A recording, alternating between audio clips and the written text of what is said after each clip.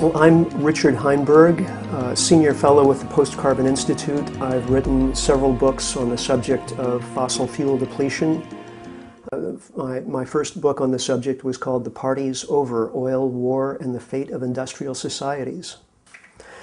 I first became concerned about fossil fuel depletion about 12 years ago when I read an article in Scientific American called The End of Cheap Oil by two petroleum geologists. I immediately understood, as I hadn't before, the central importance of energy to modern industrial societies, and particularly oil, because we're dependent on oil for about 95% of our transportation: planes, trains, automobiles, ships. Basically, if the oil stops flowing, our society starts coming apart at the seams. The folks who look at the problem of fossil fuel depletion and who see that our future is almost inevitably going to be characterized by less energy see a pretty dire situation. A lot of folks assume that, if fossil fuels do get more scarce and expensive, we'll just ramp up alternative energy sources and it'll all be the same. It'll all look the same, except we'll be driving electric cars. But, you start crunching the numbers. You look at where the alternative energy sources are right now. They're providing a trivial amount of energy. It's going to take decades and immense amounts of investment capital to ramp up the energy production from solar and wind and geothermal and all these alternative energy sources, and most of them are not going to help very much with transportation. We're not going to have electric 747s ferrying people around from continent to continent. It's just never going to happen. It's technologically unfeasible. So you look at that, and the implications are pretty dire. I mean, can modern democracies operate in a situation of no economic growth? Because that's what we're really looking at. Historically, there's been a very close correlation between increased energy consumption and economic growth. So if the amount of energy we can use is declining, we may be seeing the end of economic growth as we've defined it basically right now. And we already see the kinds of political problems that are being created, not just in the United States, but in European countries like Greece, as a result of the financial crisis that happened in 2008. Well, that financial crisis has put a crimp on global economic growth.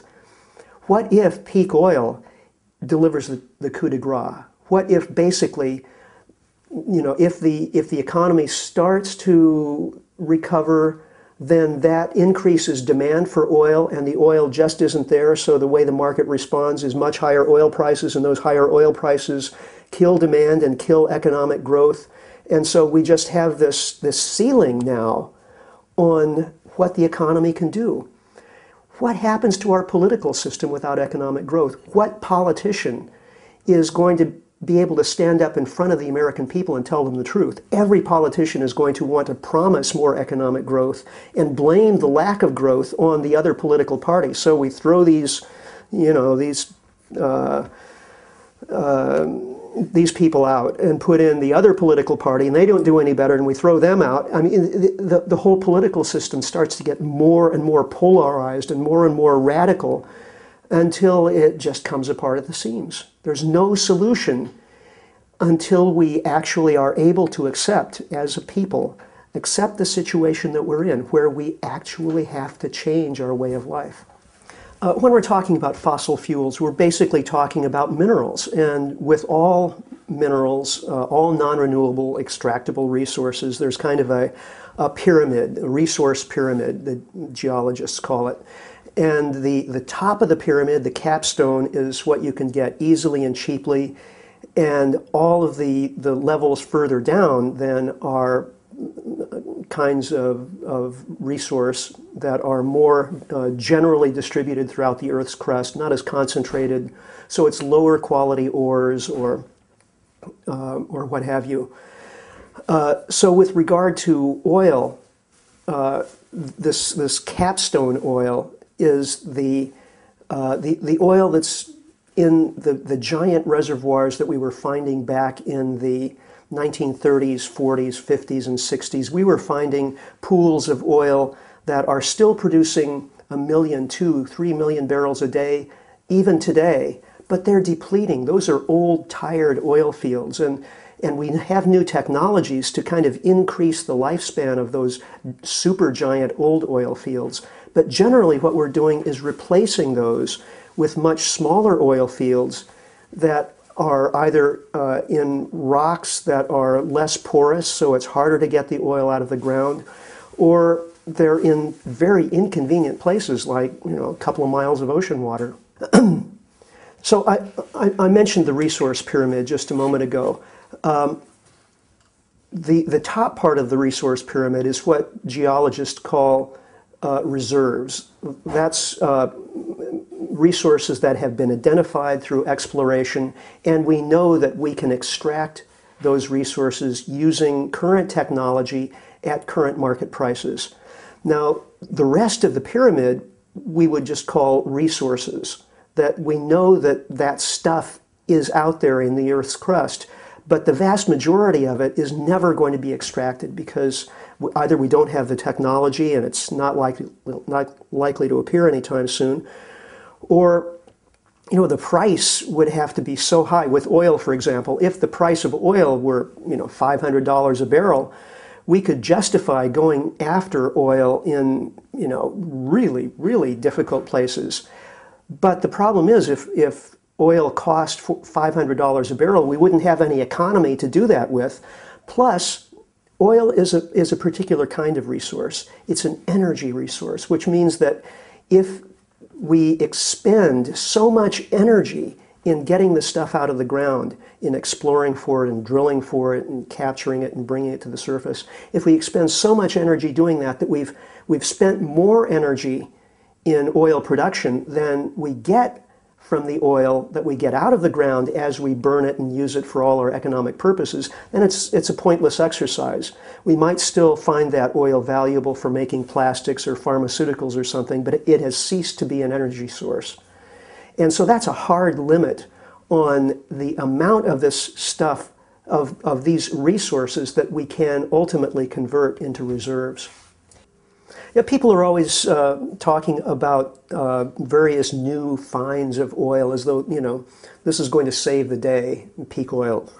Yeah, look at all the oil they're finding off the coast of Brazil. Well, yes, it's true. Petrobras, the Brazilian state oil company, has been having very good luck finding oil in deep offshore waters in the sedimentary basins off the coast of Brazil. Problem here is that we're talking about ultra deep water oil. Now, we had a problem not too long ago in the Gulf of Mexico with the explosion of an oil rig called Deepwater Horizon. And the problem there was we were using some pretty advanced technology in some pretty inhospitable environments. We were drilling a mile deep in ocean water, and there was a problem, the explosion, huge oil leak, the worst environmental disaster in American history. Okay, what's happening in Brazil? We're talking about not a mile of ocean water, but 2 or 3 miles of ocean water. This is going to put oil drilling technology to the ultimate test. We're talking about having to invent new technologies to operate in environments that nobody has ever operated in before. So what if something goes wrong? It was hard enough to deal with the catastrophe in the Gulf of Mexico. If something goes wrong in Brazil, it's going to be even worse. Plus, it's going to be that much more expensive to even do this. The Brazilians are, moving ahead kind of slowly because they're seeing how much investment it's going to take to actually exploit these new discoveries. The problem is not actually running out of oil because there's still lots of oil in the ground in various forms. The problem is we've gone after oil, as with all other natural resources on planet Earth, on the basis of the low-hanging fruit principle of resource extraction. We go after the cheapest, easiest to get, highest quality resources first, which means we're leaving the nastiest, dirtiest, most expensive, hardest to get at stuff for later. And guess what? It's later. All experts in the oil industry agree that we've reached the end of cheap oil. Back in the year 2000, if you'd said that in the year 2010 oil was going to cost $75 a barrel or maybe even $80 a barrel, you would have been laughed at. The pessimists back in 2000 said that oil in 2010 would cost $40 a barrel. The official projection was more like $20 a barrel. And The Economist magazine even had a cover story saying that oil would be $5 a barrel by 2010. So here we are with very expensive oil, and everyone has just adjusted slowly enough to think that this is somehow normal. This is just the natural state of affairs. But in fact, it's helping to cripple our economy. Every time the oil price spikes to a new level, it causes the economy to go into recession. This has been a consistent pattern over the last 35 years. So what happened in 2008, we saw an oil price spike up to about $147 a barrel, and immediately the airline industry nosedived, the automobile industry crashed and burned. All of the delivery services started laying off employees and idling their fleets. Well, the price of oil came back down to only $70 a barrel, which is what we have now. But most people don't understand. Historically, this is a very high price, and it reflects the fact that these days, in order to get oil, we have to drill in a mile or two of ocean water. We have to go to countries that are politically unstable. We have to, think about using things like tar sands that aren't even liquid oil. It's stuff that has to be mined from the ground and heated, using lots of energy. So all of this is going to be expensive and more expensive as time goes on. And the amount that we're going to be able to get is slowly going to diminish. There's increasing discussion in some quarters, at least, about the problem of oil depletion, and it usually goes by the moniker of peak oil. But in fact, the same principle holds true with all non-renewable resources and some renewable resources as well, like fish in the oceans and so on. So we really are facing a peak everything crisis. Sometimes people point to resources like coal, for example, as being super abundant. We have 200 years worth of coal. Actually, if you start looking at the situation very carefully, you see that what's being referred to is the whole resource pyramid. If we could extract all of the coal there is, say, in North America, we would have 200 years worth. But the reality is we're not going to extract all of that coal. Much of it is very low quality, in very thin seams that are uneconomic to mine. The reality is that we're likely to see peak coal production here in the United States within the next 20 years. Other minerals, iron ore, very abundant in the Earth's crust, but we're having to go after lower and lower quality ores all the time. And the way we do that is to expend more energy in mining. Well, that's fine if we have an infinite amount of energy, but we have this energy crisis. We've just been talking about peak oil and peak coal.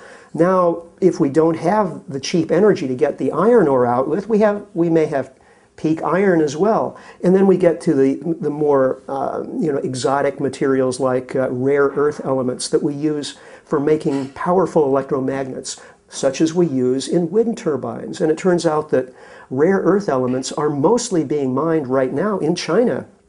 And because China has the corner on the market of rare earths, and they're so important to these modern technologies, China is saying, well, we're going to cut back on exports. We're going to use all those rare earth elements ourselves to develop our own economy and screw the US and Europe.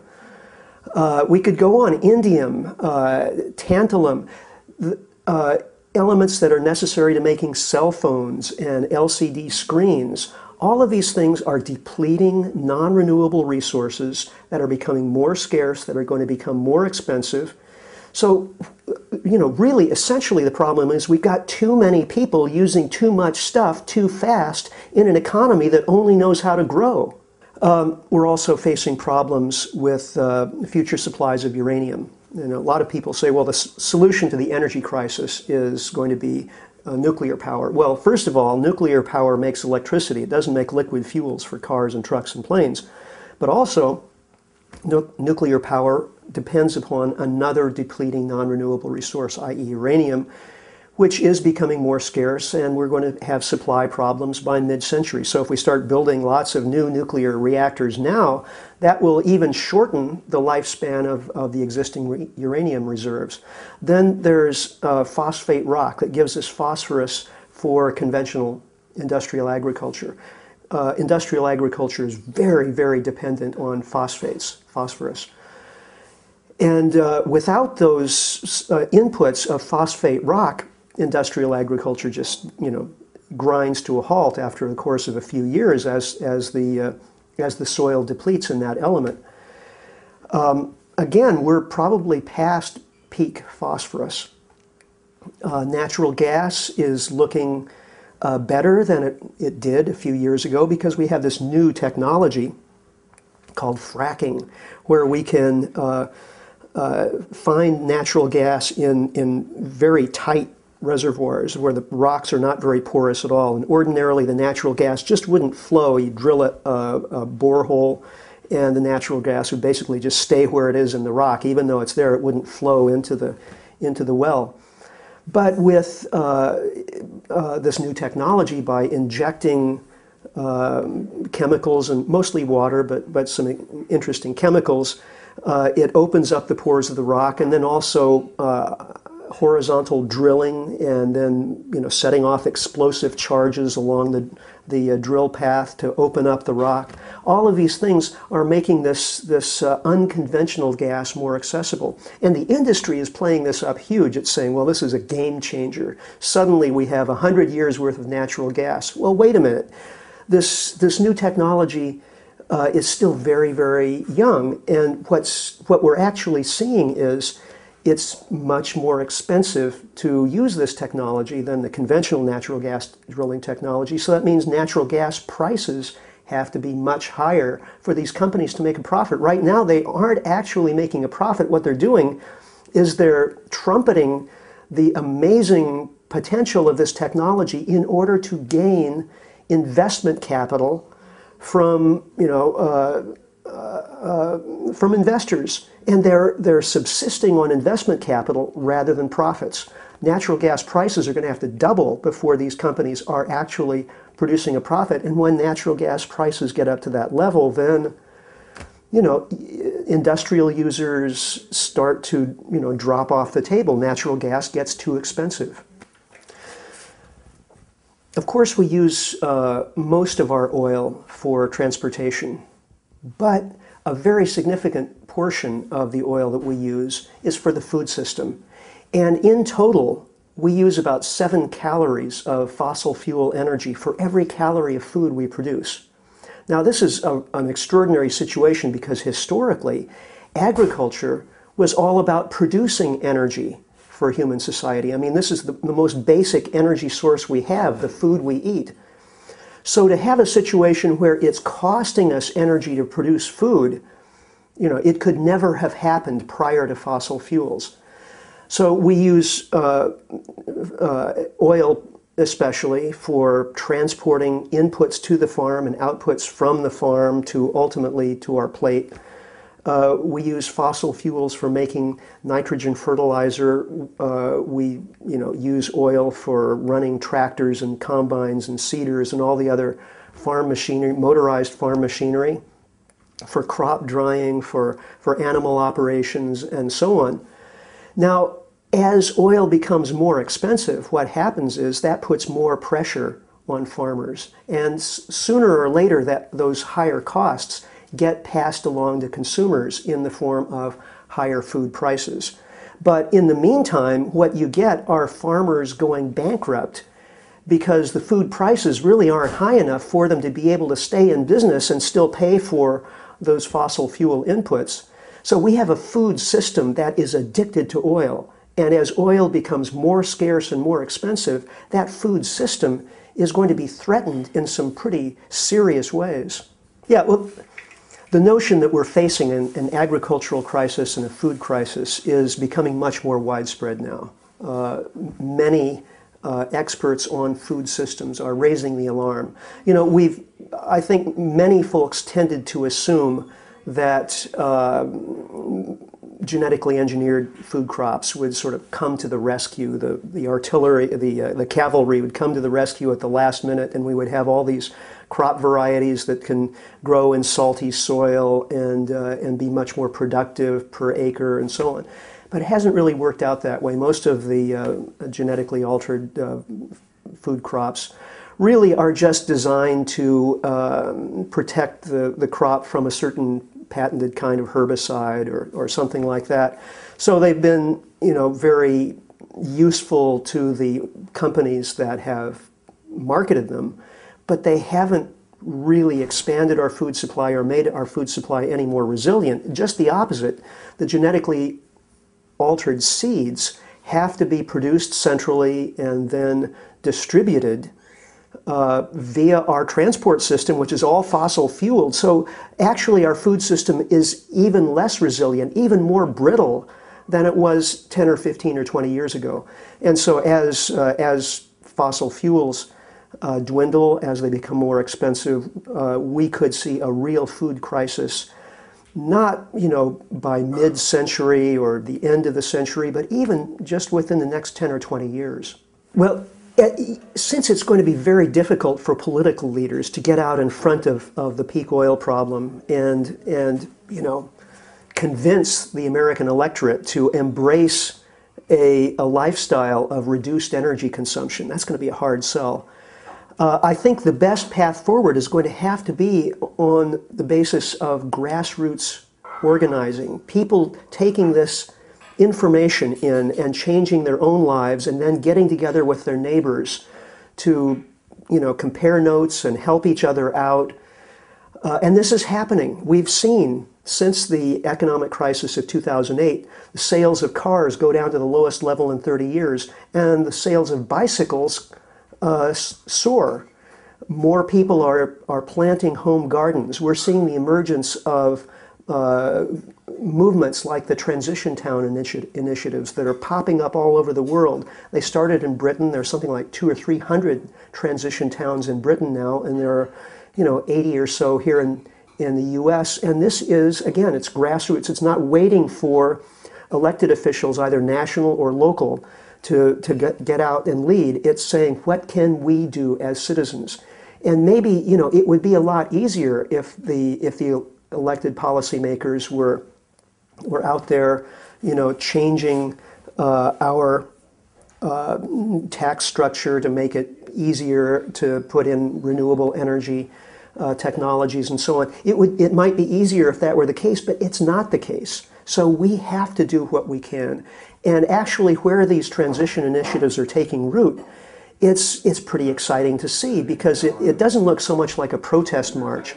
It looks more like a party. Everyone is having a good time and finding a way to live that's actually more fulfilling. It's more communitarian. People are getting to know each other and work together. And you know, I think most of us actually miss that in our lives. We've become so individualistic and so concentrated on just, you know, paying the bills and getting ahead, being competitive, that a little bit of that communitarian spirit, you know, makes life a lot more interesting. Is there a cover-up of peak oil and all these other things, peak everything? Well, I think there is, to a certain extent. I think in the U.S. Department of Energy and the International Energy Agency, there are people who understand the situation and would like to sound the alarm, and they are being muzzled. I'm convinced that's the case. However, in a broader sense, I think that's more or less inevitable, because we have a political system and an economic system that are so entwined with economic growth that if anyone comes out and tells the public, you know, well, economic growth may not be possible anymore, and we're just all going to have to get used to living with less, you know, what does that do? It makes the stock market crash. It makes investments go sour. The whole economic system starts to come apart. Nobody wants to be responsible for that, especially after what happened in September 2008. So everybody just wants to put a nice smiley face on things and assure all and sundry that, you know, we'll have plenty of energy in the future. Either there's lots of oil out there in, you know, the Canadian tar sands or someplace, or if there isn't enough oil, we'll be able to get all the energy we need from, you know, nuclear and solar panels and wind turbines. And we shouldn't worry. Whatever you do, don't worry about economic growth or energy. But it's a lie. We should be very worried, because this is the whole basis of our modern way of life, and that basis is being gradually taken out from under us. Please come back and watch complete interviews with each of the experts. And you can join me, Thom Hartmann, anytime on the web at thomhartmann.com.